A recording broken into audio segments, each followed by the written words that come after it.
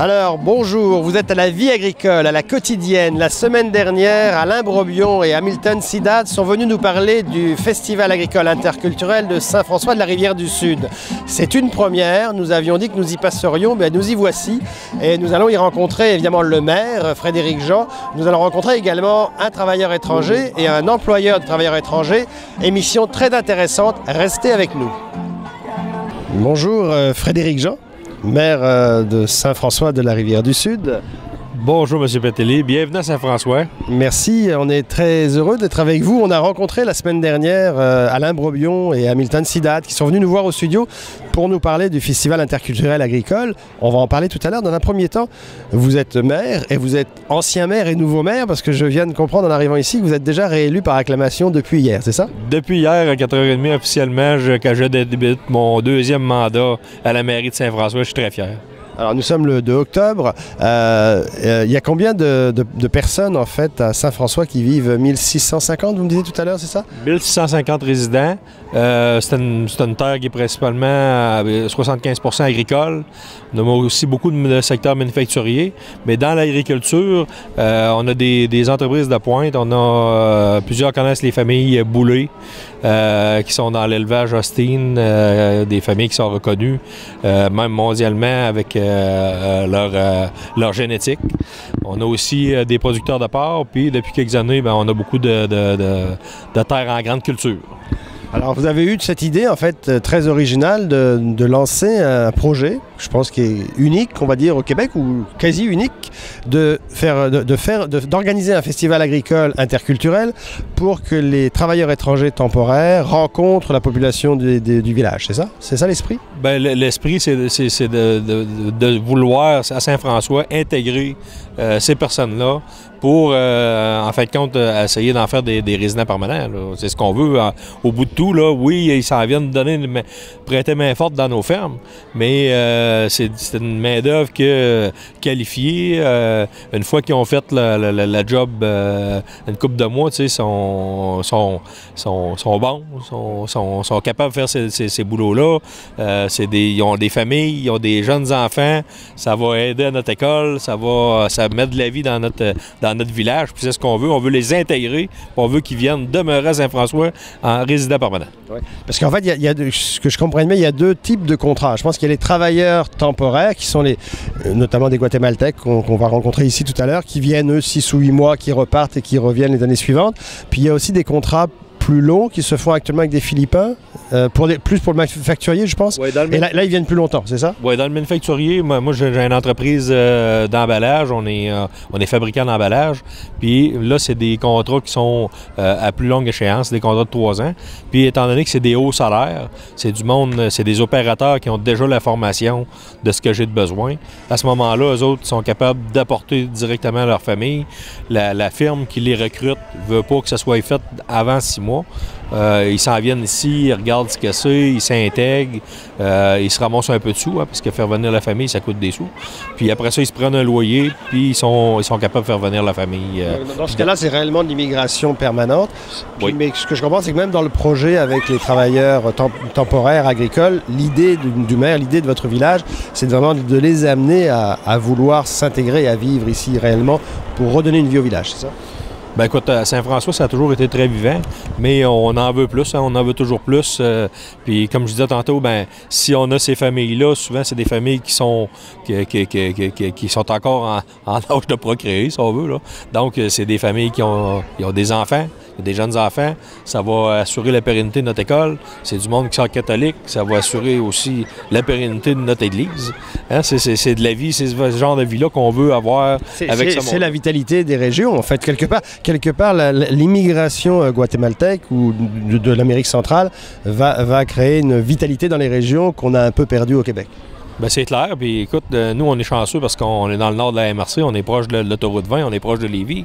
Mais si on prend les municipalités qui sont plus reculées, plus éloignées de la 20, ils ont quand même le défi d'avoir du monde. Ils ont le défi de l'emploi qui est... Tu sais, on n'en a pas de travailleurs dans tous les domaines, là. Que ce soit en restauration, que ce soit dans le manufacturier. Il y a une pénurie de main-d'œuvre qui frappe très fort, là. Puis faut assurer la pérennité de nos entreprises aussi, au-delà de puis notre système de santé, puis nos fermes, puis faut assurer la pérennité de tout ça. Là. Ouais. Alors j'en reviens à la festivité d'aujourd'hui. C'est un festival. Cet après-midi, il y avait des enfants qui avaient des activités sportives, des courses de cochons. Ce soir, il y a un barbecue. Donc c'est une activité de kermesse, un peu. C'est une activité... Ben ce qu'on veut là-dedans, c'est comme je disais tantôt, c'est un principe d'intégration. On veut qu'ils se mêlent au monde. Puis c'était une réussite, là. Même si on est encore en temps de COVID, là, on a quand même, en respectant les réglementations en place, été capable d'apporter tout ce monde-là. Les enfants sont là, c'est le fun. Je pense que c'est une belle activité qu'on démarre. Puis je m'amusais à dire à M. Sidad tantôt, c'est pas le premier non seulement au Québec, pas d'après moi, c'est le premier festival agricole au monde. À Saint-François. Ben c'est très bien, c'est une très belle idée de ce festival agricole interculturel, de la rencontre des travailleurs étrangers avec la population. Je suis arrivé, j'ai vu qu'il y avait des tables installées tout à l'heure, j'imagine que sous le soleil, il va y avoir une sorte de banquet, oui. Barbecue et des festivités musicales par la suite. C'est en plein ça, il va y avoir de la danse, puis c'est un barbecue, c'est un méchoui là, de porc et poulet. Là. Fait que, non, je suis vraiment content de ce qui est organisé aujourd'hui. C'est vraiment bien fait, puis ça va être intéressant. Félicitations, on va vous souhaiter que tous les villages du Québec vous imitent. J'espère.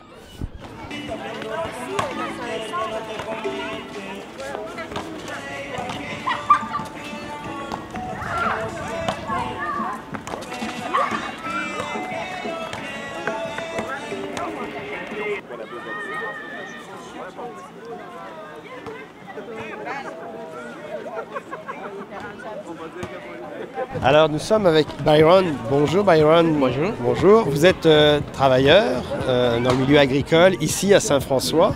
Oui. Est-ce que c'est votre première année en fait au Québec dans les fermes?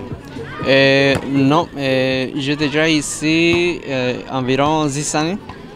J'arrivais ici le mois de décembre 2014. 2014. Oui. Puis je suis un travailleur saisonnier. Saisonnier. Oui. Donc c'est-à-dire que vous venez au Québec 6 mois par année, vous repartez l'autre 6 mois au Guatemala? Non, je viens ici pendant 12 mois. 12 mois. Je m'en vais en petites vacances pendant 2 mois là-bas au Guatemala. Ok, donc vous avez fait quand même des contrats de longue durée, des 12 mois réguliers ici au Québec. Oui. Aimez-vous ça le Québec, vivre ici? Oui, mais oui, Québec c'est un bon... Puis là, c'est votre. Est-ce que c'est la première fois que vous êtes accompagné de votre enfant et de votre épouse? Oui, mais moi, dans le fond, quand j'arrivais ici, le troisième année, je commençais à me préparer pour essayer de faire venir ma famille ici. Mais c'est très compliqué parce que la langue, c'est la complication que je trouve. C'est pour ça que je n'étais pas capable pour faire venir ma famille. Mais finalement, cette année, on a eu la chance et c'est pour ça qu'ils sont ici. Oui. Oui, donc là, pour vous, l'apprentissage du français est déjà bien avancé. Vous vous exprimez quand même bien en français. Oui, j'ai pris des cours. J'ai pris des cours de français parce que c'est un besoin ici. En plus que si je voulais avoir ma famille ici, donc là, c'est l'importance. Là, le petit, il s'appelle comment? Byron. Byron. Comme son papa. Comme son papa. Oui. Est-ce qu'il a commencé l'école ici? Pas encore? Oui. Oui, il a commencé? Oui, sont dans l'école. Il est dans son troisième année dans l'école. Oui. Ok. Byron Junior, aimes-tu ça l'école ici? Oui. Oui? Oui. Fais-tu beaucoup de choses à l'école? Oui. C'est quoi que tu préfères dans ce que tu fais à l'école? La mathématique. Les Mathématiques. mathématiques? Ah, c'est bien ça. C'est un beau projet. Vous, madame, vous aimez ça aussi, la vie ici au Québec? Elle comprend rien. Elle comprend pas? Comprend pas. Parce que nous sommes arrivés ici dans le mois de février cette année. Oui, et elle a mis ça à comprendre encore. Donc là, il y a un travail de francisation à faire dans les prochains mois. Elle commence à apprendre pour le français. Oui. Puis comment ça se passe sur les fermes? Donc le travail Le travail à la ferme au quotidien, comment ça se passe? Oui, ça passe bien. Ben, j'aime beaucoup vraiment mon travail, mais en plus que j'ai un bon patron aussi. Ouais. Oui, c'est ça. Puis l'hiver au Québec, c'est pas trop dur? Oui, c'est trop dur. Trop dur, ça. vraiment. Oui, c'est vraiment dur. Oui. Mais ça passe. Avec, Oui, ça avec passe. les années, je peux Oui. vous le dire. Moi aussi, je suis arrivé au Québec en hiver il y a Ok. de nombreuses Oui. années. Ça finit par passer. En plus, la bonne expérience que j'ai, le premier jour que j'ai été arrivé ici, c'est dans une grosse tempête, le 9 décembre. Oui, c'est ça. Ben, on va vous souhaiter beaucoup de plaisir à Saint-François, au Québec, et de participer aussi ce soir à ce festival interculturel. C'est original quand même. C'est une bonne idée de votre maire et, et du village d'avoir fait cette rencontre entre les travailleurs étrangers et la population. Oui, c'est une très bonne idée parce que dans le fond, comme Hamilton il dit tantôt, mais tout ça, ça a rendu avec une idée, une rencontre qu'on avait eue dans quelques places, mais on parlait un peu de le travail agricole, que c'est un petit peu plus dur pour nous parce que le plus de temps qu'on passe, c'est dans la ferme. Oui, c'est ça. Dans la ferme, à maison, la ferme, c'est toujours comme ça. Mais Ouais, donc pas beaucoup d'occasions de rencontrer la population. Donc cette journée-là, c'est vraiment une belle occasion pour oui, ça. c'est une belle occasion pour les amis, oui. Ben, merci beaucoup, Byron. Oui, de rien. Merci. Merci. L'encanteur René Hood peut vous aider grandement à obtenir le juste prix, que ce soit pour un troupeau de vaches laitières et ou pour la marchandise de ferme à vendre. Le travail d'une vie vaut la peine d'être confié à une équipe de professionnels. L'encanteur René Hood et son équipe de professionnels pour obtenir le bon prix dans un encan. Visitez encanhood.com. Toute l'équipe de Belle-Île, Solutions Nutrition, est fière de vous présenter cette émission. Chez Belle-Île, on met en valeur les ressources de la ferme pour soigner les animaux d'élevage. On appelle cela l'autonomie alimentaire à la ferme. Nourrir l'autosuffisance. Voilà comment nos conseillers vous aident chaque jour. Belle-Île, Solutions Nutrition. On nourrit ce que vous mangez.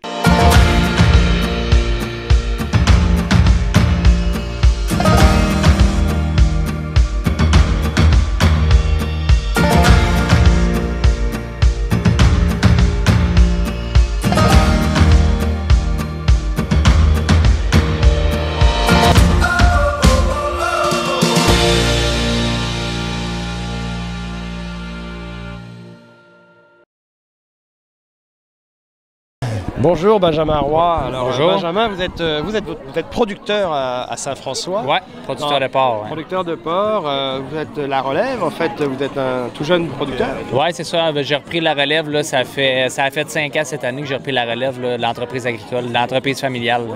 Puis Ouais. vous vous occupez, vous avez racheté la boucherie aussi parce que vous avez... Non, en fait, moi, j'ai racheté la ferme à mon père, puis mon père, lui, s'est dirigé plus vers l'autre côté, là, plus au niveau de la transformation. Mon père a acheté la boucherie là, de notre village. Là, ouais. Donc, quand vous avez pris la ferme, votre père s'est mis dans la transformation. Ouais, c'est ça. Il y a quand même une continuité dans la famille. C'était en plein ça. Puis là, c'est toi, Benjamin, qui te trouve à faire toutes les démarches pour obtenir des travailleurs étrangers. Aujourd'hui, on est au Festival agricole interculturel de Saint-François, où on a parlé tout à l'heure avec un travailleur étranger qui nous a expliqué pourquoi il était là, son intérêt de vivre au Québec.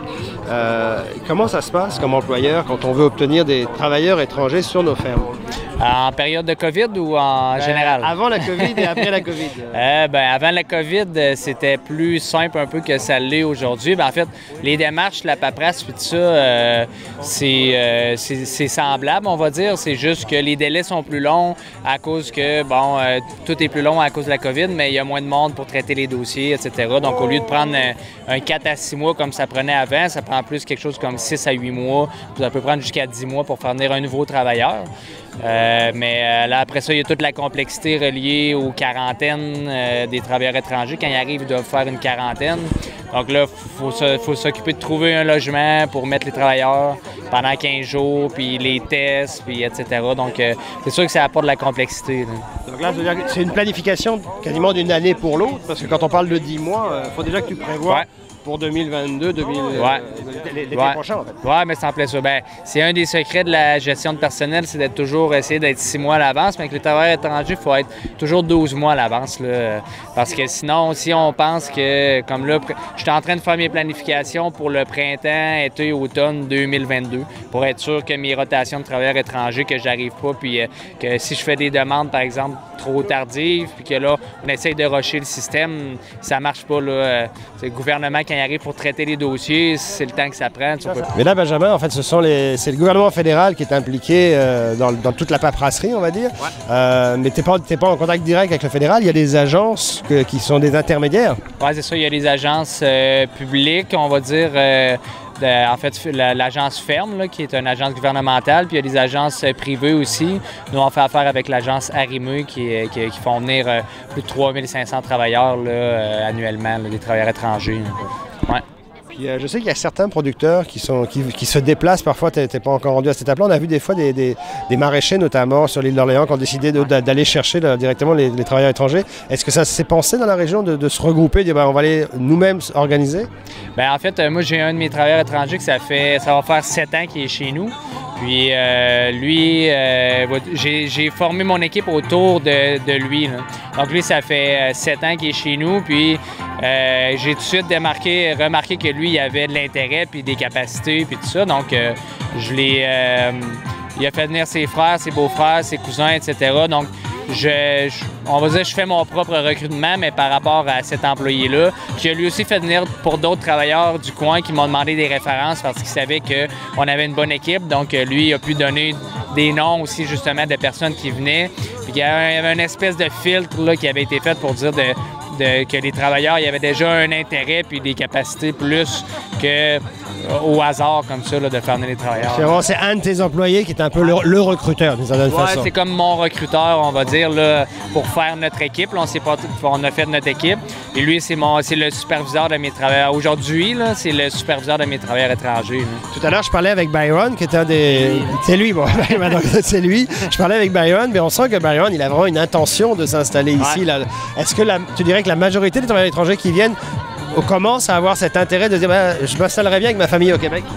Je pense pas que c'est tous les travailleurs étrangers. Je ne sais pas, il y en a combien par année. Je pense que c'est au-dessus de 12 à 15 000, là, si je me trompe. Quasiment 16 000, je crois. Oui, c'est ça. Bon. Mais je pense pas que c'est la majorité des travailleurs qui veulent venir. Il y en a plusieurs qui veulent venir, en particulier les travailleurs saisonniers qui viennent l'été. Eux, ça fait leur affaire de venir 6 mois, de retourner voir leur famille puis de revenir. Ça fait leur affaire. Par contre, il y en a une bonne partie qui viennent aussi puis qui ont cette intention-là. Eux, ils appellent ça le rêve américain. C'est de venir pour être capable de s'installer puis d'amener leurs enfants pour aller aux études au Québec, au Canada, puis aller à l'université, puis etc. Donc, je pense pas que ça soit général. C'est vraiment une catégorie de personnes qui veulent aller. Lui, Byron, ça fait longtemps qu'il veut venir, qu'il veut avoir sa résidence, sa citoyenneté. Dans ce temps-là, est-ce qu'on peut dire que les employeurs, les producteurs comme toi deviennent un peu des accompagnateurs aussi de ces gens-là? Ah, clairement, là, Byron, ça fait plus de 5 ans que je suis avec lui là-dedans à essayer de l'aider à ce que ça fonctionne. Mais c'est du temps, c'est de l'énergie, mais c'est pas facile.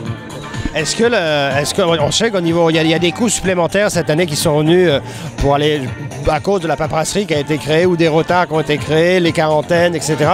Ça a créé un surcoût assurément. Plusieurs producteurs nous en ont parlé.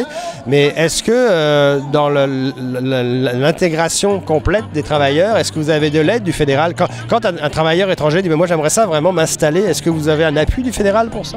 Par rapport au fédéral, on n'a pas d'appui. Pas pour faire, en tout cas, que j'ai trouvé. Là, j'ai fait plusieurs recherches. Ça fait longtemps que j'essaie d'aider mon travailleur à immigrer au Québec. Lui, ça fait 5 ans qu'il est ici, qu'il veut... Écoute, il parle presque français. Il travaille, il veut apporter sa famille, que ses enfants y aillent à l'école. Sa femme travaille d'ailleurs, elle aussi. Elle veut travailler ici. Mais il est bloqué puis ça fonctionne pas. Là. Donc ça, c'est, en tout cas, pour moi, c'est un non-sens. Ça n'a pas de bon sens. Là, que ça soit aussi compliqué pour que... En fait, la complexité vient du français. Au Québec, les travailleurs doivent passer des examens de français qui sont... que même nous, on passerait probablement pas. Okay. Toi, tu estimes que c'est le niveau de francisation qui est tellement élevé que finalement, il y a un certain blocage pour pouvoir s'intégrer ici. Il pourrait s'intégrer facilement avec un niveau de français un peu moins élevé?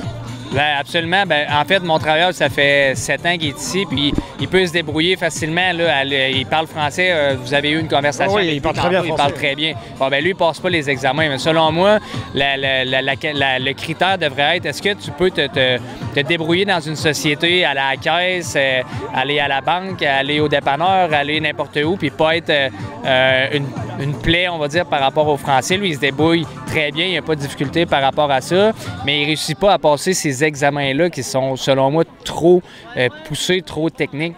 Il devrait avoir une certaine catégorie d'examens où je ne sais pas, qui pour les travailleurs étrangers, parce que pour moi, c'est un non-sens. Merci. Plaisir. Alors Hamilton, Alain, vous êtes venu nous voir au studio la semaine dernière. Vous nous aviez dit qu'il y a un premier festival agricole interculturel. C'est une première au Québec. On est venu voir. Effectivement, c'est fort intéressant. C'est quoi votre bilan de la journée à tous les deux? Écoute, on va tirer un bilan un petit peu plus tard, mais enfin, on va dire un mi-bilan. Mais on voit déjà des minous réjouis, des gens, un mélange interculturel qui est déjà en train de se mettre en place. On est très heureux de voir, bien entendu, principalement. On s'adresse quand même beaucoup aux travailleurs de la région, travailleurs agricoles, mais les autres également, on est content de les voir parce qu'ils n'ont pas toujours l'occasion de faire des fêtes ensemble. Et là, c'est l'occasion à Saint-François avec la concours, c'est vrai, de la municipalité puis service des loisirs. On est vraiment super heureux, il n'y a pas d'autre mot. J'arrête pas de parler depuis tout à l'heure, je sais pas si je vais finir la soirée, c'est super. Toi, Hamilton? Je dirais qu'on a 3 ingrédients très importants. On a la bouffe, on a du sport, on a de la danse. Alors ça va dire que c'est un bon début de festival pour cette première version du premier festival agricole interculturel du Québec. Et puis nous espérons pour l'avenir, 2e, 3e, 4e version. Et peut-être qu'entre deux festivals, peut-être y aura-t-il des interculturalités qui vont se réaliser. C'est pas les seules activités qu'on fait, mais celle-là, disons que c'est un point fort. En plus, on est en plein automne. C'est pas toujours facile d'organiser des choses, mais là, vraiment, on est vraiment heureux. Mais bien sûr, il y aura d'autres activités qui vont se poursuivre. Il faut nous suivre sur Montmagny Accueil, notre page Facebook, et vous saurez tout sur les activités organisées dans la région. Merci. Alors voilà, c'est sous le soleil de Saint-François de la Rivière-du-Sud que nous vous avons permis de rencontrer les travailleurs étrangers, les employeurs de travailleurs étrangers et le maire. Et c'est une émission extraordinaire que nous venons de vivre avec une animation hors du commun. La prochaine fois, n'oubliez pas de venir à Saint-François de la Rivière-du-Sud parce que ça revient l'année prochaine.